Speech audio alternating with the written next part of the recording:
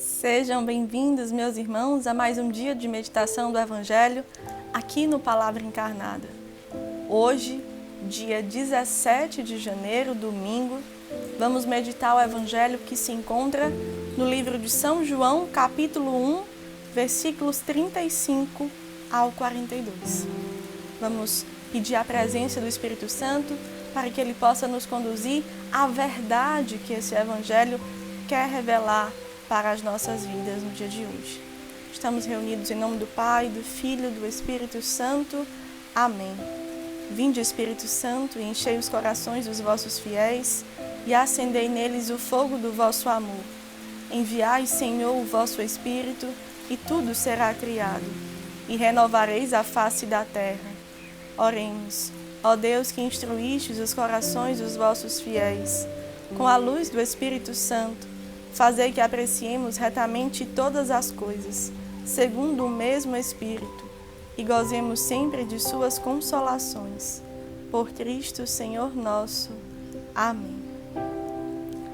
O Evangelho de hoje diz: no dia seguinte, João estava com 2 de seus discípulos. Vendo Jesus passar, diz: aí está o Cordeiro de Deus.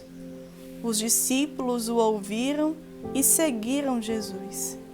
Jesus se voltou e, ao ver que o seguiam, lhes disse: o que estáis procurando? Responderam: Rabi, que significa mestre, onde moras? Diz-lhes: vinde e vede. Foram, pois, viram onde morava e ficaram com ele nesse dia. Eram as 4h. Um dos que haviam ouvido João e tinham seguido Jesus era André, irmão de Simão Pedro. Encontra primeiro seu irmão Simão e lhe diz: encontramos o Messias, que se traduz Cristo, e o conduziu a Jesus. Jesus olhou para ele e disse: tu és Simão, filho de João. Tu te chamarás Cefas, que significa pedra. O Evangelho de hoje nos coloca num cenário muito profundo para entendermos exatamente como Jesus vai se revelando a cada vida, a cada alma, e como é o processo que ele conduz para termos uma experiência sincera, concreta com ele, com a sua pessoa e com as revelações que ele tem para nós, para nos mostrar aquilo que fomos criados para ser e para nos levar à felicidade plena do chamado que o Senhor reserva às nossas vidas. Nós vemos isso a partir desse cenário onde vimos 2 discípulos que João Batista cuidou, preparou para levá-los ao Messias. Apresentando as verdades no caminho, João Batista ia preparando cada um daqueles que se encontraram também com João Batista pelo mistério que ele anunciava. E um desses 2 era exatamente André, irmão de Pedro. E aí também está o grande ápice dessa meditação, porque nessa passagem, nesse Evangelho, vemos a forma tão bela que Jesus fala com São Pedro, aquele que seria o Papa, aquele que seria a pedra que edificaria a sua Santa Igreja. E vamos tentando até esquecer um pouco de como foi para entrar em como Jesus se revelou, em como São Pedro foi se reconhecendo, foi se identificando diante disso, e o que o Senhor quis nos levar à meditação e ao ensinamento, contando o Evangelho a partir de João nessas palavras, nesse contexto aqui. André era discípulo de João Batista, que foi preparado por ele para encontrar o Messias. Quando André ouviu falar sobre o Cordeiro de Deus, sobre o Cristo, o Messias que João Batista anunciava, ele foi até Jesus. Jesus, olhando para ele, pergunta: o que queres? O que estás procurando? Justamente para inquietar o coração de André, e André, se aproximando dele, conseguir dar esses passos, até o ponto que Jesus próprio responde: vinde e vede. Mestre, onde moras? Jesus responde, vinde e vede. Onde estás, o Cristo? O que tu és? O que tu queres dentro da minha vida? Vinde e vede.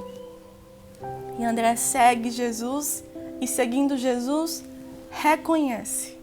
E ele se torna aquele que anuncia como João Batista anuncia. Já não é porque João Batista fala, é porque ele viu no Messias, o Cristo. É porque ele viu em Jesus aquele que viria para anunciar a salvação e trazê-la para perto da humanidade. E aí é o grande momento em que André chega para Simão e fala sobre Jesus.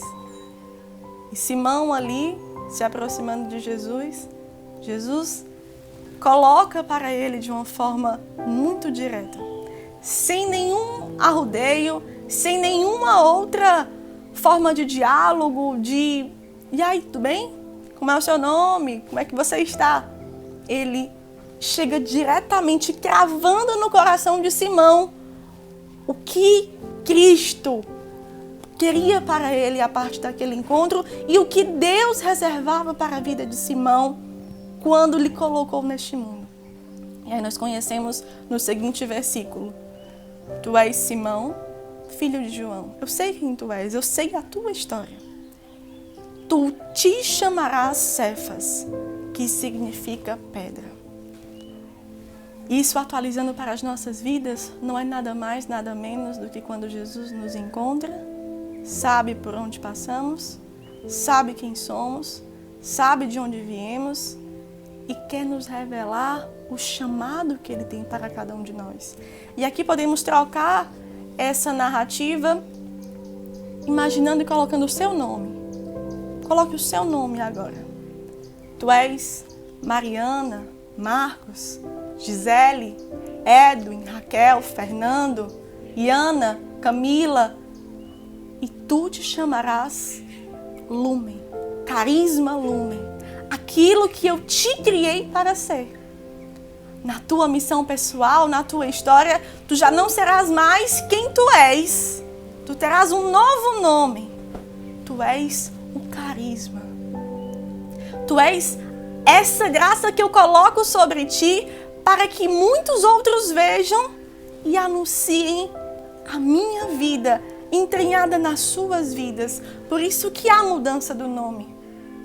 Porque o que Cristo deseja para mim e para você, quando Ele se coloca e se apresenta no caminho para nós, é a nossa vida na plenitude da vocação que Ele nos criou para ser. E como nós podemos conseguir? É pelas nossas forças? É pelos nossos pensamentos? É pelos nossos sonhos colocados ao Senhor para que Ele realize os nossos sonhos? Vamos vendo no caminho que não. Vamos ter que deixar, como o André deixou nesse percurso, as áreas que eram a nossa zona de conforto para ir até o Cristo, para seguindo e encontrando Ele e deixando a nossa vida para trás para assumir a vida nova que essa graça, que esse carisma tem, que esse chamado, que essa vocação nos leva. No nosso caso, no Carisma Lumen, nós temos as fontes de espiritualidade do carisma que vão nos configurando exatamente a essa graça que nos chama e que nos faz sair de nós mesmos para sermos outro Cristo no mundo. Nós temos o chamado de tocar, de amar, de ver Jesus chagado, sofredor, encarnado no mais pobre, trocar o nosso coração indiferente, egoísta, com um coração compassivo, cheio de misericórdia, cheio de mansidão, de humildade, para sermos a sua presença que consola, que repara essas dores. Não porque nós sabemos ser assim, mas porque Nossa Senhora Pietá nos ensina. Porque a imagem de Nossa Senhora em Pietá nos revela, nos mostra o como amar o Cristo encarnado, abandonado, no mais humilhado e sofredor, na condição de pobreza, de vulnerabilidade. Aquele que recebe a rejeição desde uma pessoa que trabalha num certo ambiente e não deseja que ali ele entre. aquele que recebe a rejeição da família porque foi sendo deixado para trás por causa de uma situação de vício, porque aquela família não sabia amar, porque ainda não tinha encontrado o Cristo, aquele que ensina a amar de forma gratuita, incondicional, desinteressada. Como reter essa graça? Como não anunciar essa graça? Como não ser esse novo nome que nos inflama e que nos faz ser pessoas novas, diferentes, que abraçam a radicalidade do Evangelho porque entendem que precisam morrer para si mesmo, porque entendem que precisam passar, você que no caso é irmão acolhido, precisa passar assim por esses 9 meses de uma santa gestação no ventre, no útero de Nossa Senhora Pietá, onde você vai aprender a mortificar a sua vontade, onde você vai aprender a deixar o mundo, onde você vai sentir saudades do mundo, mas saudade porque você estava aprisionado. A gente não sente saudade só do que é bom, a gente também tem saudade do que nos aprisiona, porque nós estávamos habituados nisso antes. Mas Cristo vem e tira todas as nossas estruturas para uma vida nova. E recorrendo a Ele na Santíssima Eucaristia, nós conseguimos. Porque de tanto contemplar o Cristo ressuscitado que está ali na hóstia, mas que atualiza toda a imolação que viveu na paixão e na morte, nós conseguimos também deixar mais nós mesmos. Porque Ele deixou tudo, Ele deixou toda a glória de uma condição exatamente no seio da Trindade, quando Ele era a Palavra, o Logos, e se encarnou na humanidade para chegar a mim e a você e dizer: o seu nome é esse, mas eu te criei para tu seres o carisma que eu quis para ti. Para tu seres o carisma. E sobre esse carisma, muitos outros conhecerão a mim, porque a tua vida vai apontar, vai me apresentar à humanidade.